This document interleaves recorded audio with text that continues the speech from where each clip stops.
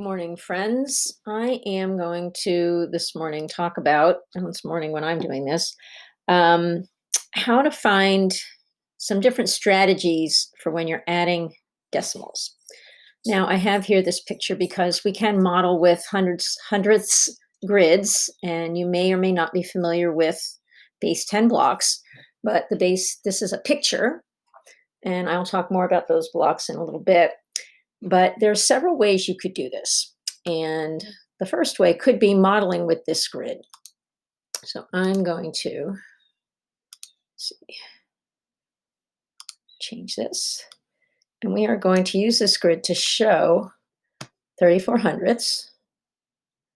So I fill in this 1 because this 3 here is 3/10. And if I have 10 of these small blocks, which are hundredths, 10 hundredths is 1/10. So I have another 10th, and I have a third 10th. But I also have 4 hundredths. So I'm going to put those in. 3 and 4. So there's my 34 hundredths. Now I also have 59 hundredths. And I'm going to actually fill in my, let's start over here. And I'm going to do my 5 hundredths. Or sorry, my 5 tenths. That's my 5 tenths. Now I know I also have 9 tenths. And some people might fill in. I'm going to fill in the 9 tenths here. And so when I look at this, it's not quite neat, but I know I have my 59 tenths. So what I'm going to do is I'm going to move I'm just going to move one of the blues. Yeah. I should probably erase that. Move that blue. Really, I'm moving it.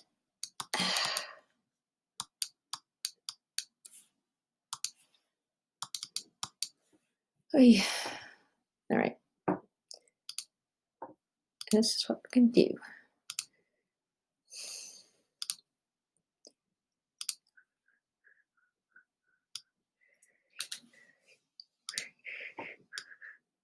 Just going to cover it up. So I got rid of the blue, and I'm going to move it down here. So now I can see I have 6 tenths, and I have 3 tenths, which is going to be 9 tenths. And I have 3 hundredths left over. And so I know that my answer is going to be, I don't have any holes. There's my decimal point. And I remember I had 9, and I had 3 hundredths left over. 9 tenths, 3 hundredths, so it's 93 hundredths. Now, another way you could do this, some of you may know I'm a fan of the open number line. And you could make an open number line. And an open number line is going to help you, just like we move that little blue block.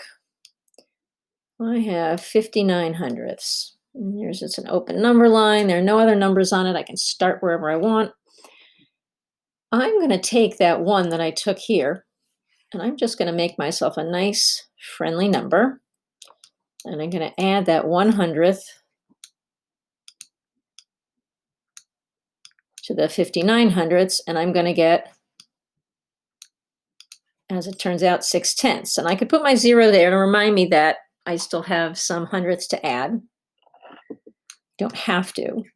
And then I look at my number and I think, well, I have 34.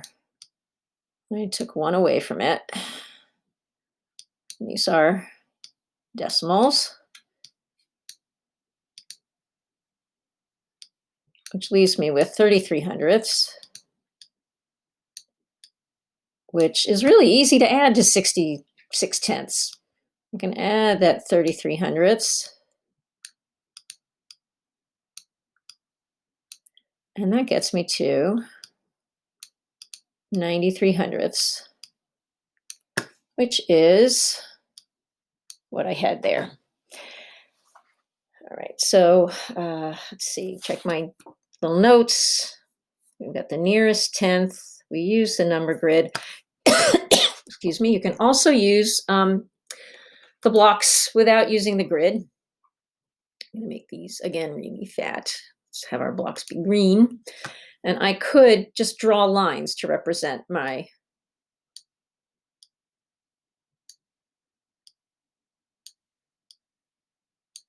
there's my 5/10, and my 9 hundredths, 3, 4, 5, 1, 2, 3, 4, that's 9. And then I'm going to have my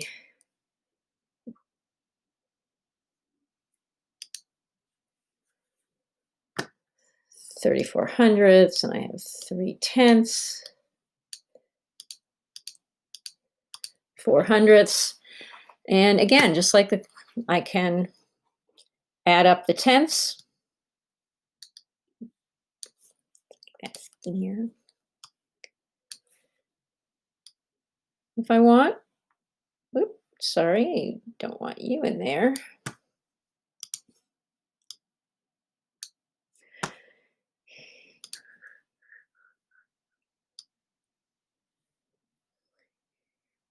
Did it again. All right. So that gives me 8/10. And then I can say 9, 10, 11, 12, 13. Lots of different ways I can add this. You know them. And yet again, I get 93 hundredths. And finally, we have our traditional algorithm. And I can say 4 plus 9 is 13. And I know I've got hundredths. I have an extra, I just created that whole tenth. 3, 4, 5 is 9. And so you have 4 different strategies, and we got the right answer all 4 times.